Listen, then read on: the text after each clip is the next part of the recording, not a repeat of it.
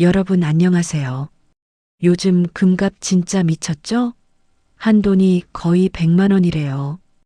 여러분 한돈이 뭔지 아세요? 3.75g밖에 안 돼요. 이게 100만 원이라고요. 저도 처음엔 믿기지 않았어요. 전만 해도 한돈에 50만 원 정도였거든요. 그런데 지금은 2배가 됐어요. 미친 거 아닙니까? 주변에서도 다들 이런 얘기 하잖아요. 야, 나도 금 좀 살까? 근데 지금 사면 너무 늦은 거 아니야? 진짜 많이 고민되시죠? 오늘은 제가 여러분 고민 싹 정리해 드릴게요. 금 투자 지금 시작해도 되는지, 어떻게 해야 하는지, 뭘 조심해야 하는지 다 알려드릴 거예요. 끝까지 꼭 봐주세요. 금값이 왜 이렇게 올랐을까? 일단 금값이 왜 이렇게 미친 듯이 올랐는지부터 알아야겠죠? 첫 번째 이유는 세상이 너무 불안하기 때문이에요. 코로나 있었죠? 그 다음에 러시아 마이너스 우크라이나 전쟁 터졌고 중동에서도 계속 싸우고 있고 이렇게 세상이 불안하면 사람들이 어디에 돈을 맡기고 싶을까요? 바로 안전한 곳이죠. 그게 금이에요. 금은 진짜 수천 년 동안 가치를 인정받아 왔어요. 나라가 망해도 회사가 망해도 금은 금이거든요. 그래서 불안할 때마다 사람들이 금을 찾는 거예요. 두 번째는 인플레이션 때문이에요. 여러분 요즘 물가 오르는 거 느끼시죠? 라면가, 치킨가, 커피값 다 올랐잖아요. 왜 그럴까요? 각 나라에서 돈을 엄청 많이 찍어냈거든요. 코로나 때 경기 살리겠다고 돈을 얼마나 뿌렸는지 아세요? 미국만 해도 수조 달러를 풀었어요. 돈이 많아지면 돈의 가치는 떨어지죠. 그럼 상대적으로 금의 가치는 올라가는 거예요. 쉽게 생각해 보세요. 예전에 100만 원으로 살 수 있던 게 지금은 120만 원 줘야 사잖아요. 돈의 가치가 떨어진 거죠. 그럼 금값은? 당연히 오르는 거예요. 세 번째는 중앙은행들이 금을 엄청 사들이고 있어요. 중국, 러시아, 인도 같은 나라들의 중앙은행이 금을 미친 듯이 사고 있대요. 왜 그럴까요? 달러에 대한 의존도를 낮추고 싶은 거예요. 지금까지는 전 세계가 달러를 기축통화로 썼잖아요. 근데 미국과 사이가 안 좋은 나라들은 우리가 왜 계속 달러만 써야 돼? 이런 생각을 하는 거죠. 그래서 금을 사는 거예요. 금은 어느 나라 돈도 아니고 전 세계 어디서나 가치를 인정받으니까요. 이렇게 큰 손들이 계속 사니까 당연히 금값이 오르는 거고요. 네 번째는 달러 약세 전망 때문이에요. 금은 달러로 거래돼요. 그러니까 달러가 약해지면 상대적으로 금값이 오르는 거죠. 요즘 미국 경제가 좀 불안하잖아요. 금리도 내릴 것 같고, 그러면 달러가 약해질 수 있고, 그럼 금값은 또 오르는 거예요. 이런 것들이 다 합쳐져서 지금 금값이 하늘 높은 줄 모르고 올라가고 있는 겁니다. 그래서 지금 사도 되는 거야? 자, 그럼 핵심 질문이죠. 지금 금 사도 되냐는 거. 솔직히 말씀드릴게요. 저도 몰라요. 아무도 정확하게 예측할 수 없어요. 근데 양쪽 의견을 다 들어보고 여러분이 판단하시는 게 좋을 것 같아요. 긍정적으로 보는 사람들은 이렇게 말해요. 아직도 세상이 불안하잖아. 전쟁도 계속되고 있고 경기도 안 좋고 앞으로도 금값 더 오를 거야. 실제로 어떤 투자은행들은 금값이 온스당 3,000달러까지 갈 수 있다고 전망하고 있어요. 지금이 2,000달러 초반대니까 50%더 오를 수 있다는 거죠. 인플레이션도 쉽게 잡히지 않을 거야. 각국 정부가 빚이 너무 많아서 금리를 높게 유지할 수도 없어. 결국 돈을 더 찍어낼 수밖에 없고 그럼 금값은 계속 오를 거야. 이런 의견들이 있어요. 근데 부정적으로 보는 사람들도 있어요. 이미 너무 많이 올랐어. 지금 사면 고점에서 사는 거야. 곧 조정 올 거야. 실제로 금값이 단기간에 너무 빨리 올랐어요. 이럴 때는 조정을 받을 가능성이 높죠. 금리가 높아지면 어떡해? 금은 이자가 안 나오잖아. 금리 5% 주는 예금이 있는데 누가 금을 사? 맞는 말이에요. 금은 가지고 있어도 이자가 안 나와요. 배당도 없고요. 그냥 가격이 오르길 기다리는 거죠. 경기가 회복되고 주식시장이 살아나면 그럼 자금이 금에서 빠져나갈 거야. 이것도 맞는 말이에요. 사람들이 안전자산보다 수익률 높은 곳으로 돈을 옮기니까요. 그럼 정답이 뭐냐고요? 솔직히 아무도 몰라요. 근데 제가 확실하게 말씀드릴 수 있는 건 이거예요. 금 투자는 올인하는 게 아니에요. 전체 자산의 한 510% 정도만 금으로 가지고 있는 게 보통이에요. 왜냐면 금은 보험 같은 거거든요. 세상이 망해도 최소한 이건 가치가 있을 거라는 거. 그래서 전 재산을 금에 넣는 게 아니라 일부만 금으로 보유하는 거죠. 금 투자 방법 4가지.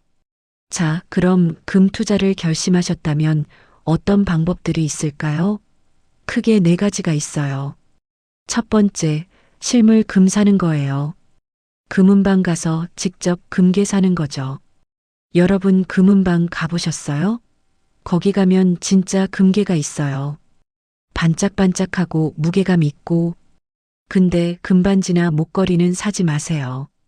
왜냐면 디자인 비용이 들어가거든요. 그냥 순수한 금괴를 사세요. 골드바라고 해요. 장점은 뭐냐면요. 내가 실물을 갖고 있다는 안정감이 있어요. 진짜 손으로 만져지잖아요. 그리고 급하면 바로 팔 수 있어요. 금은방 가서 이거 팔게요 하면 바로 현금으로 바꿀 수 있어요. 근데 단점도 있어요. 첫째, 보관이 귀찮아요. 집에 그냥 두면 도둑 맞을 수 있잖아요. 은행 금고를 빌려야 하는데 이것도 돈이 들어요. 둘째, 살 때 부가세 10% 내야 해요. 100만 원짜리 금 사면 110만 원 내야 한다는 거죠. 이게 진짜 크죠. 셋째, 팔 때도 수수료 떼요. 시세보다 좀 낮게 받을 수 있어요. 두 번째는 금 통장이에요. 은행에서 금을 돈처럼 저축하는 건데요. 이게 진짜 편해요. 1g부터 살 수 있어요. 한도는 3.75g이니까 100만 원 없어도 돼요. 30만 원으로도 살 수 있다는 거죠. 보관 걱정도 없어요. 은행이 알아서 관리해 주니까. 그리고 언제든 사고 팔 수 있어요. 앱으로 딱딱하면 돼요. 나중에 원하면 실물로도 바꿀 수 있어요. 이제 실물로 주세요 하면 진짜 금괴로 받을 수 있어요. 단점은요. 은행마다 수수료가 달라요. 어떤 은행은 살 때 1%, 팔 때 1% 이렇게 받고 어떤 은행은 더 받기도 해요. 그래서 잘 비교해 봐야 해요. 그리고 계좌 유지 비용 내는 은행도 있어요. 한 달에 몇천 원씩. 세 번째는 금 ETF예요. ETF가 뭐냐면요. 주식처럼 증권시장에서 사고 파는 금 상품이에요. 주식 사듯이 금을 사는 거죠. 이게 진짜 간편해요. 증권 계좌만 있으면 돼요. 핸드폰으로 딱 누르면 바로 살 수 있어요. 소액으로도 되고요. 1만 원부터도 살 수 있어요. 그리고 바로바로 현금화할 수 있어요. 주식 팔듯이 팔면 돼요. 근데 단점은요. 실물로는 못 바꿔요. 그냥 금 가격에 연동되는 증권일 뿐이에요. 그리고 운용 보수가 나가요. 1년에 0.30, 5% 정도. 네 번째는 금광회사 주식이나 펀드예요. 금광회사 주식을 사는 거예요. 금값이 오르면 금광회사가 돈을 많이 벌잖아요. 그럼 주가도 오르는 거죠. 근데 이건 변동성이 너무 커요. 금값만 영향받는 게 아니라 회사 경영 상황, 주식시장 전체 흐름에도 영향을 받거든요. 그래서 이건 경험 많으신 분들한테만 추천드려요. 정리하면요. 실물 금은 장기 보유하고 싶은 분, 금 통장은 꾸준히 모으고 싶은 분, ETF는 유동적으로 거래하고 싶은 분한테 맞아요. 자, 이제 진짜 중요한 실전 전략 알려드릴게요. 이거 꼭 기억하세요. 전략 1번, 분할 매수하세요. 한 번에 몰아서 사지 마세요. 지금 금값이 높잖아요. 혹시 더 떨어질 수도 있어요. 그럼 어떡해요? 고점에서 산 거잖아요. 그래서 나눠서 사는 거예요. 3개월이나 6개월에 걸쳐서요. 예를 들어 볼게요. 300만 원을 투자한다고 해봐요. 한 번에 300만 원어치를 사지 말고 한 달에 50만 원씩 6개월 동안 사는 거예요. 그럼 금값이 오를 때도 사고 떨어질 때도 사고 이렇게 하면 평균 단가를 낮출 수 있어요. 이게 진짜 중요해요. 전략 2번, 여유자금으로만 하세요. 당장 쓸 돈이나 급한 돈으로 하면 절대 안 돼요. 금은 단기 수익 내기 어려워요. 생활비로 써야 하는 돈, 애들 학원비, 보험료 이런 거 빼고 남는 돈으로만 하세요. 최소 12년은 묵혀둘 수 있는 돈으로만 해야 해요. 왜냐면 금값이 떨어질 수도 있거든요. 그럴 때 급하게 팔면 손해보잖아요. 그러니까 여유자금으로만 하는 거예요. 전략 3번, 전체 자산의 510%만 금에 넣으세요. 아까도 말했지만 진짜 중요해요. 금만 너무 많이 갖고 있으면 나중에 후회할 수 있어요. 예를 들어 총 자산이 1억이면 500만 원, 1천만 원 정도만 금에 넣는 거예요. 나머지는 예금, 적금, 주식, 부동산 이런 데 분산하는 거죠. 왜냐면 금은 이자가 안 나오거든요. 주식은 배당도 나오고 예금은 이자 나오는데 금은 그냥 가격이 오르길 기다리는 거예요. 전략 4번, 장기로 가세요. 금은 단타 치는 게 아니에요. 오늘 사서 내일 팔고 이런 거 아니에요. 10년, 20년 보고 투자하는 거예요. 내 자산을 지키는 수단으로 보는 거죠. 역사적으로 보면 금은 장기적으로 꾸준히 올랐어요. 단기적으로는 오르락 내리락 하지만 긴 눈으로 보면 우상향이에요. 전략 5번, 세금 생각하세요. 금 팔 때 차익이 연간 250만 원 넘으면 세금 내야 해요. 양도소득세요. 예를 들어 500만 원에 사서 800만 원에 팔았어요. 차익이 300만 원이죠. 그럼 50만 원에 대해서 세금 내야 해요. 250만 원까지는 기본 공제니까 안 내도 되는데 그 이상은 내야 해요. 세율은 기타 소득으로 22%예요. 전략 6번, 주기적으로 점검하세요. 1년에 한 번씩은 내 자산 구성을 봐야 해요. 금값이 엄청 올라서 내 자산에서 금 비중이 20%가 됐어요. 너무 많죠? 그럼 좀 팔아야 해요. 반대로 금값이 떨어져서 비중이 3%밖에 안 돼요. 그럼 좀 더 사는 거죠. 이렇게 리밸런싱 하는 게 중요해요. 꼭 조심하세요. 금 투자할 때 꼭 조심하셔야 할 것들 알려드릴게요.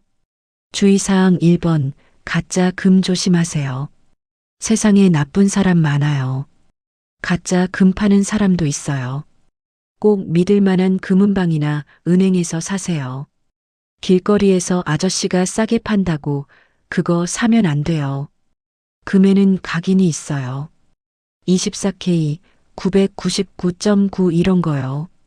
꼭 확인하시고 가능하면 증명서도 받으세요. 주의사항 2번, 보관 잘하세요. 실물 금을 집에 그냥 두면 위험해요. 도둑이 가져갈 수 있어요. 은행 대여금고 쓰시는 게 좋아요. 한 달에 몇천 원 내면 안전하게 보관할 수 있어요. 아니면 보험에 가입하세요. 집에 보관하더라도 보험 들어두면 안심이에요. 주의사항 3번, 금값 오르락 내리락 한다고 스트레스 받지 마세요. 매일 금값 확인하면서 오늘 떨어졌네. 어떡하지 이러면 안 돼요.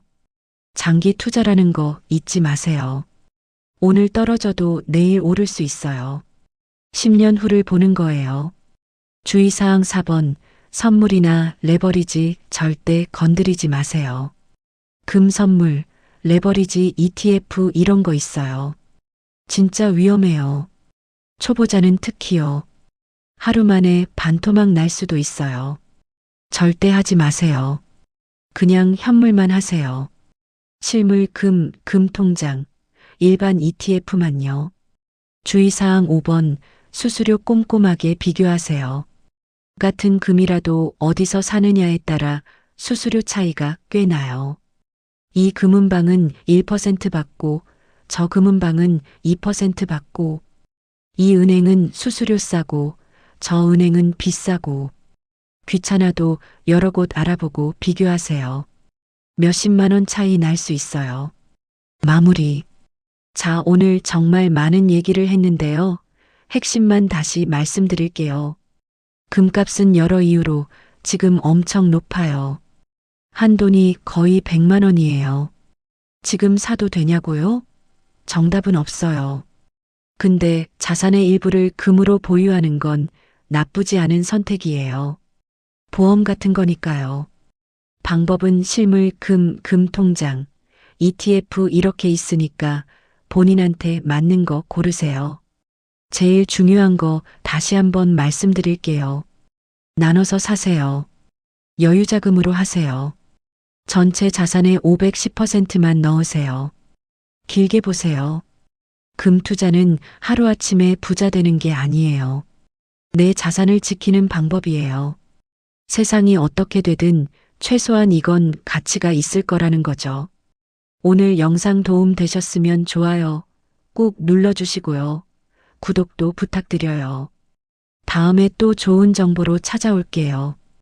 여러분 현명한 투자하셔서 부자 되세요. 감사합니다.